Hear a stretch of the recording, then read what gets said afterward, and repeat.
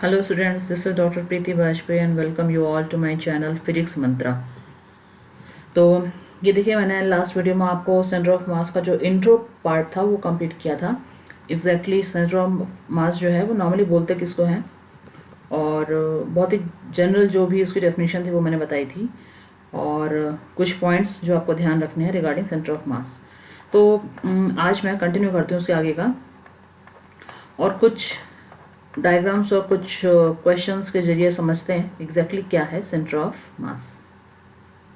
तो देखिए, मैंने आपको एक चीज़ बताई थी, जो बेसिक चीज़ याद रखनी है।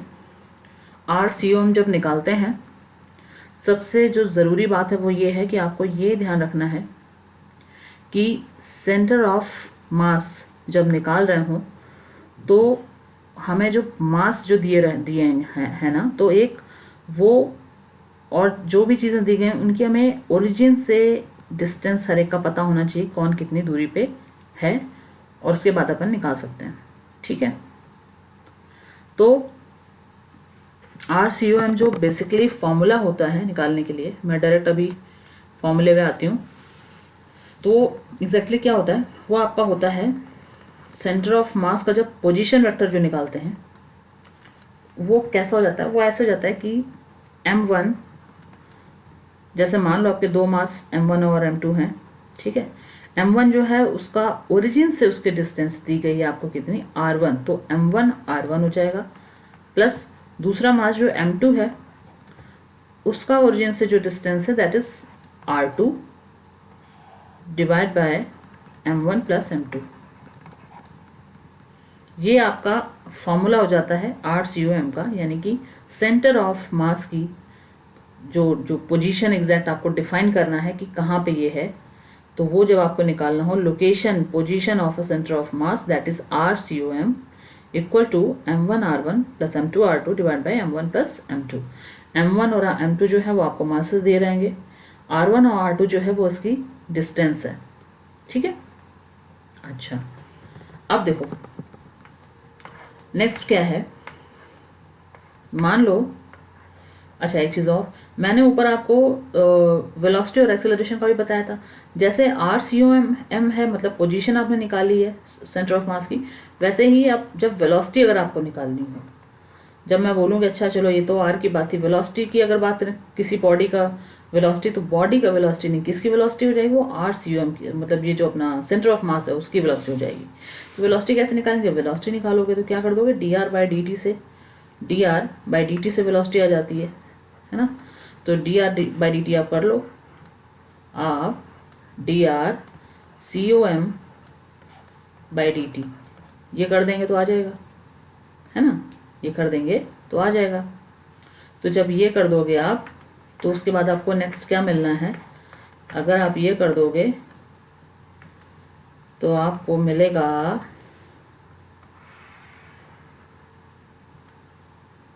देखो VCOM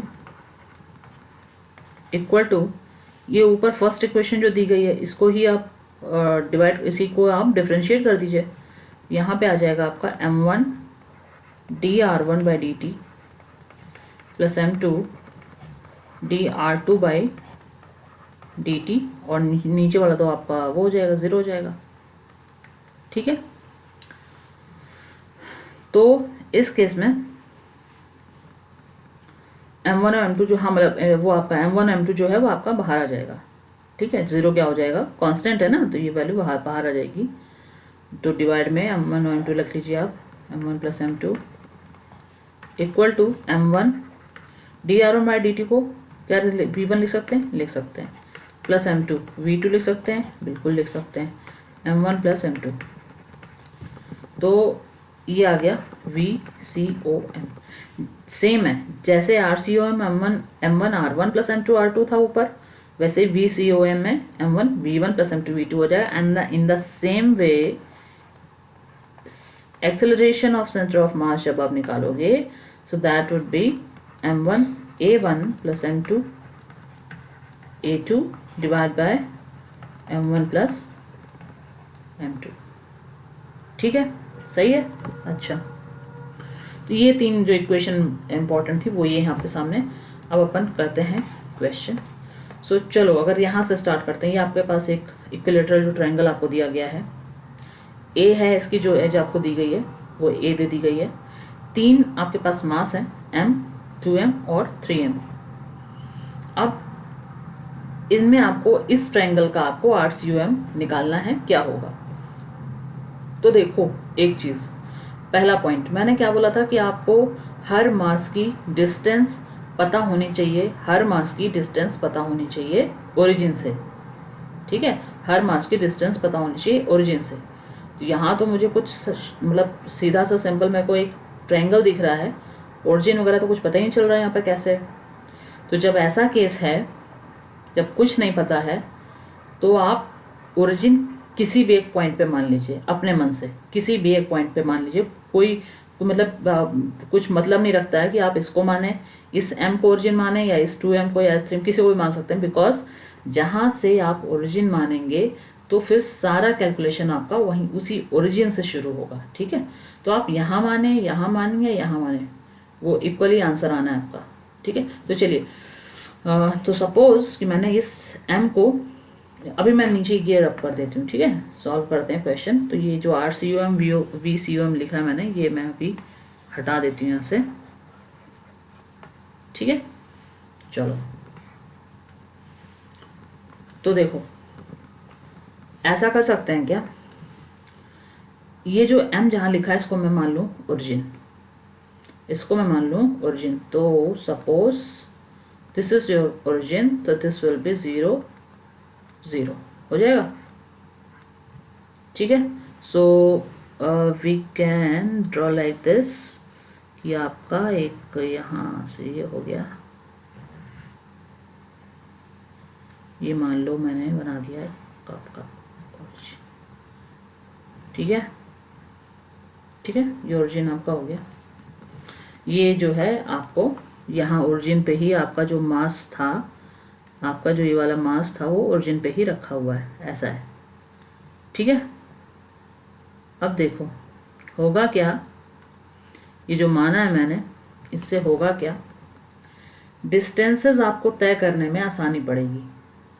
कैसे, वो ऐसे होगा, अब ओरिजिन मान लिया, अब पहला काम था आपका ओरिजिन मानना, आपने किसी एक पॉइंट पे मान लिया ओरिजिन। अब आपको स्टार्ट करना है अपना कैलकुलेशन, और formula of course, because RCOM आपको निकालना है, तो RCOM वाला फॉर्मूला ही आप लगाएंगे। तो RCOM इक्वल टू,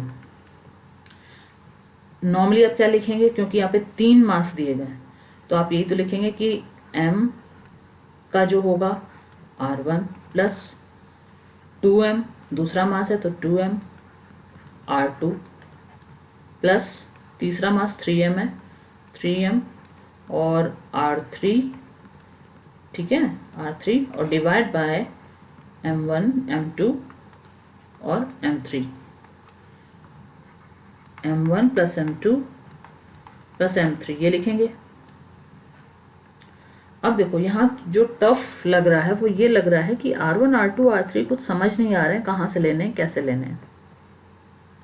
तो देखो ये जो आपका डायग्राम बना है, ये आपका एक सिंगल लाइन में तो है नहीं, ये सिर्फ एक सिंगल लाइन में तो काम हुआ नहीं है, ठीक है।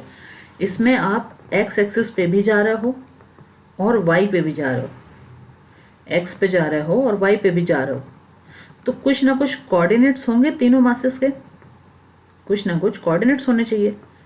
अगर एक सिंगल लाइन पे 2 मास रखे हैं, let's suppose I am talking about this one, ये जो m मास रखा हुआ है 2m, ये दोनों तो एक x एक्सिस पे ही रखे हुए हैं ना, तो इनमें तो आप आराम से देख लोगे, यहाँ पे कुछ x वैल्यू होगी, कुछ x वैल्यू यहाँ पे हो जाएगी। लेकिन व्हाट अबाउट दिस वन, इसका क्या, इसको कैसे निकालोगे। तो ये अगर देखा जाए तो इसके कोऑर्डिनेट में x भी आ रहा है और y भी आ रहा है ना। तो इसका मतलब जो RCOM निकला है, जो RCOM आएगा, इसकी भी वैल्यू कुछ ऐसे आएगी कि ब्रैकेट में रहेगी, कुछ x रहेगा COM का और कुछ y रहेगा COM का, ऐसी तो होगी ना वैल्यू, कुछ x कोऑर्डिनेट होगा उसका और y। भाई यहाँ कहीं ये आपकी पूरी बॉडी है, तो यहाँ कहीं पे इसका अर्थ कहीं पे भी तो सेंटर ऑफ मास यहाँ कहीं आएगा, इसके अंदर ही कहीं आएगा, ठीक है। तो जहाँ कहीं भी आएगा स्पेस में, वो एक्स वाई प्लेन में आ रहा है, जहाँ कहीं भी आएगा तो एक्स कोऑर्डिनेट पे उसको एक्स कोऑर्डिनेट भी कुछ होगा उसके पास और वाई कोऑर्डिनेट भी कुछ होगा। तो वो एक्स और वाई क्या है वही तो निकालना है, वही निकालना है ना। तो इसका मतलब एक्स सी एम निकालने के लिए अलग कैलकुलेशन होगा और वाई सी एम निकालने के लिए अलग कैलकुलेशन होगा। एक्स सी एम जब निकालेंगे तब सारे मासेस के जो एक्स कोऑर्डिनेट्स हैं वो पार्ट्स इसमें पार्ट लेंगे, पार्टिसिपेट करेंगे। और जब आप वाई सी एम निकालोगे तो तीनों मासेस के पास जो वाई वाला कोऑर्डिनेट होगा वो पार्टिसिपेट करेगा, ठीक। अब मैं क्या बोल रही हूँ वो करके देखते हैं। ये देखो, जब आर सी एम निकालेंगे तो इसका मतलब पहले हमको एक्स सी एम निकालना पड़ेगा, पहले तो निकालना पड़ेगा एक्स सी एम। क्या होगा ये देखो, एक काम करो, ओरिजिन आपने डिसाइड कर लिया कि भैया ये जो है m ये मेरा ओरिजिन है, ठीक है, ये ओरिजिन है। तो यानी कि m जो मास है उसके x और y दोनों कोऑर्डिनेट्स कैसे हो गए, 0 0 हो गए। अच्छा, अब आते हैं 2m पे। अब 2m देखो आप, 2m जो है वो सिर्फ x पे आ रहा है, y पे तो आ नहीं रहा है। तो इसका कोऑर्डिनेट क्या हो जाएगा, इसका कोऑर्डिनेट हो जाएगा जो डिस्टेंस यहाँ पे x पे चला है that is a comma y तो है ही नहीं तो 0, ये हो गए कोऑर्डिनेट। y की तरफ बढ़ो, अब देखो सॉरी 3m की तरफ बढ़ो। जब आप 3m की तरफ जाओगे तो आप देखो कि ये कुछ, इसको अगर ऐसे आप ड्रॉ कर लो, एक परपेंडिकुलर यूं डाल लो, ऐसा हो जाएगा। और जब ये हो जाएगा तो आपका ये बन जाएगा a/2 और ये बन जाएगा a/2, ठीक है। तो ये वाला जो डिस्टेंस है ये जो 3m है इसका आपको ये निकालना है 3m पे कि ये कितना x पे चला है और कितना y पे चला है। इसके x और y कोऑर्डिनेट निकालने हैं, मतलब कितना x पे चला और कितना y पे चला है। तो x पे देखो, ओरिजिन से शुरू करो, ओरिजिन से कैसे चलें कि 3m पे पहुंच जाएं, ओरिजिन से कैसे चलें कि 3m तक पहुंचें। तो देखो ओरिजिन से यहाँ बढ़ो, ऐसे बढ़ो, ये आप आ रहे हो यहाँ तक आए, उसके बाद आप ऊपर चल दो, यूं ऐसे चल दो। यानी कि अगर देखा जाए तो ओरिजिन से आप ऐसे चलो और ऐसे चल दो, ऐसे चल दो, मतलब स्ट्रेट, वो थोड़ा सा कर्व आ गया है, ऐसे चलो। तो ये जो बन रहा है आप कट रहे हैं, यही तो बन जाएगा रास्ता 3m तक जाने का। ओरिजिन से 3m तक जाने का ये रास्ता बन गया। यही रास्ता इसलिए उठाया कि इसकी आप वैल्यू आराम से x और y निकाल सकते हो। डायरेक्ट ये ले लेते तो इसमें ये तो x y नहीं दिखा रही है ना, ये a, अगर आप बोलो कि ये a तो दी गई है यहाँ तक का रास्ता, तो a क्या कौन सा कोऑर्डिनेट है, मुझे तो x और y चाहिए, यहाँ पे a क्या दिखा रहा है, a तो आप नहीं निकाल पाओ क्या दिखा रहा है। तो आपको प्रॉपर रास्ता चाहिए जो आपको x और y कोऑर्डिनेट दोनों दे। तो ये देखो यहाँ x पे चला और x से y पे इतना चला तो 3m पहुँच गए। तो x पे कितना चला था, a/2, तो इसका बन गया आपका a/2, इसका बन गया कोऑर्डिनेट। जो x बन गया वो तो बन गया a/2 कॉमा y कितना चला, तो ये y निकाल लो। तो ये y आपका क्या हो जाएगा, ये आपका शायद से बनेगा √3a/2, ये बनेगा आपका यहाँ से, ये बनेगा आपका a² = a²/4 प्लस डिस्टेंस, मान लो suppose this is your y, तो y = हो गया a² - a²/4, तो 3a² बाई 4 √3a/2 आपका बचेगा यहाँ पे। ठीक समझ आया मैंने कैसे निकाला, कि यहाँ पे आप रख दो √3a/2, √3a/2 हो गया। ये इसके कोऑर्डिनेट्स हो गए x y, बस खत्म काम, यहाँ से हो गया आपका काम। आपको मेन क्या, फिर से थोड़ा रिपीट कर देती हूँ, देख लीजिए। आपको पहले क्या करना है, जब ऐसा कुछ दिया हो जिसमें आपको समझ नहीं आ रहा है कहाँ से कोऑर्डिनेट लेने हैं, कहाँ पे ओरिजिन आ रहा है, अगर आप स्ट्रेट लाइन में होगा तो आप निकाल लेंगे आराम से, लेकिन ऐसा हुआ तब क्या। अगर ऐसा कोई डायग्राम बन के आता है तो आपका काम है, सबसे पहले आप फाइंड आउट करेंगे ओरिजिन, यानी कि किसी भी एक मास पे आप मान लेंगे कि ये जो पर्टिकुलर मास है वो ओरिजिन पे है। फिर वो बिकॉज वो आपका ओरिजिन पे है, इसलिए बाकी सारे मासेस का आप जो डिस्टेंस है वो उसी ओरिजिन से निकाल लेंगे। ठीक है, तो इस केस में मैंने m को मान लिया था ओरिजिन पे, और ए का जो था कोऑर्डिनेट वो निकाल लिया था, एक्स और वाई कोऑर्डिनेट, 3m का जो एक्स वाई कोऑर्डिनेट था वो निकाल लिया था। ऐसे आ गए कोऑर्डिनेट्स। ठीक, अब कोऑर्डिनेट्स आ गया, नेक्स्ट क्या, अब आपको एक्स सी ओ एम निकालना है और वाई सी ओ एम निकालना है, वही आपका पोजीशन हो जाएगी किसकी, आर सी ओ एम की। ठीक है, सो एक्स सी ओ एम जब निकालेंगे आप तो देखो m1 क्या था आपका m, तो इसका x कोऑर्डिनेट क्या था 0, तो m इंटू 0 प्लस सिर्फ x कोऑर्डिनेट्स आपको देखने हैं क्योंकि आप x सी ओ एम निकाल रहे हैं। जब आप y सी ओ एम निकालेंगे तब सिर्फ y कोऑर्डिनेट्स लेंगे। ठीक है, तो m इंटू 0 प्लस 2m का x कोऑर्डिनेट क्या है a into a plus 3m का x कोऑर्डिनेट क्या है a बाई 2, तो इंटू a बाई 2।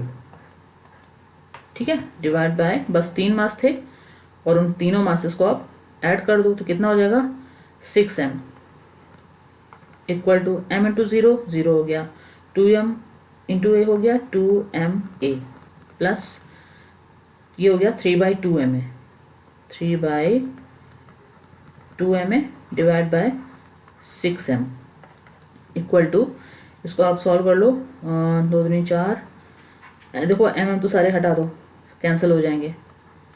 ठीक है, फिर ये आपका आ जाता है 7a डिवाइड बाई 12। ठीक है, 2 दूनी 4, 3 7, 7a डिवाइड बाई 12, तो ये हो गया आपका x कोऑर्डिनेट, ये हो गया आपका x कोऑर्डिनेट। अब सेम तरीके से आप y कोऑर्डिनेट निकाल लो, तो y कोऑर्डिनेट के लिए जैसे मैंने बोला क्या कि सिर्फ जो y कोऑर्डिनेट्स हैं सारे मास के, आप सिर्फ उनकी वैल्यू रखोगे यहाँ पे। ठीक है, ये हटा लीजिए,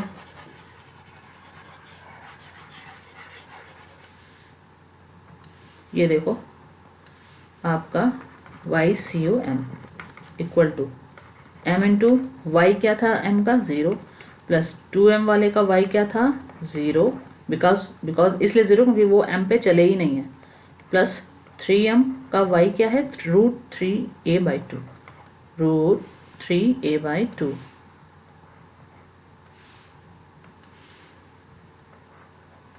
√3a बाई 2 डिवाइड बाय, सबका सम कर लो आप, 6m इक्वल टू, ये 0 हो गया, ये भी 0 हो गया, ये 0 हुआ, ये 0 हुआ, और ये आपका आ जाएगा 3√3ma बाई 2, और ये आ जाएगा 12 हो जाएगा, वो 2 मैंने नीचे मल्टीप्लाई कर लिया है, और ये हो जाएगा m से m कैंसिल, और 3 4 ज़ा 12, तो √3/4a ये आया वाई सी ओम, यानी कि total R C O M आपका आ गया।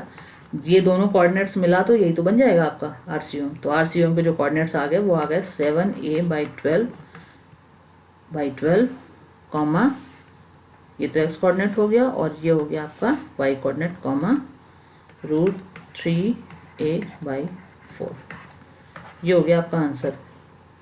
समझ आई बात?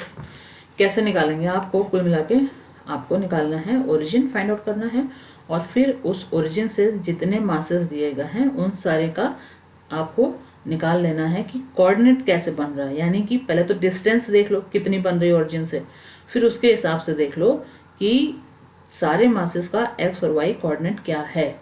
अगर कोई जो मासेस हैं, दो हैं या 4 हैं 5 जितने भी हैं, अगर वो एक स्ट्रेट लाइन में है तब तो आप डायरेक्ट डिस्टेंस से निकाल लोगे। अगर डायग्राम आपका 2D 3D में आ रहा है तो फिर आपको क्या निकालना पड़ेगा, कोऑर्डिनेट्स, उन सारे मासेस के, उन सारे पॉइंट मासेस के कोऑर्डिनेट्स निकालने पड़ेंगे। ठीक है, और कोऑर्डिनेट्स निकालने के लिए ही आपको पहले आपको तय कर लेना पड़ेगा कि आपका ओरिजिन कहाँ पे है।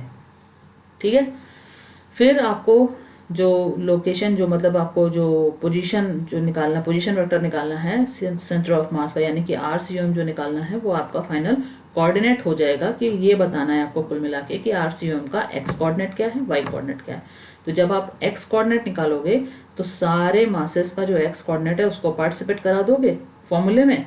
कौन सा formula, RCOM equal to m1r1 plus m2r2 divide by m1 plus m2, ये वाला फॉर्मूला। ठीक है, तो आई होप समझ आ गया होगा, एक ही चीज़ को बार बार मैंने बता दिया है। और ठीक है, सो ठीक है, शायद से वीडियो लंबा हो रहा है। नेक्स्ट वीडियो आते हैं और अपन जो बाकी के 2-4 क्वेश्चन है वो भी और दूसरे तरीके से भी करके देख लेते हैं कि क्या क्या और केसेस हो सकते हैं। Thanks for watching my video. Next video में मिलते हैं।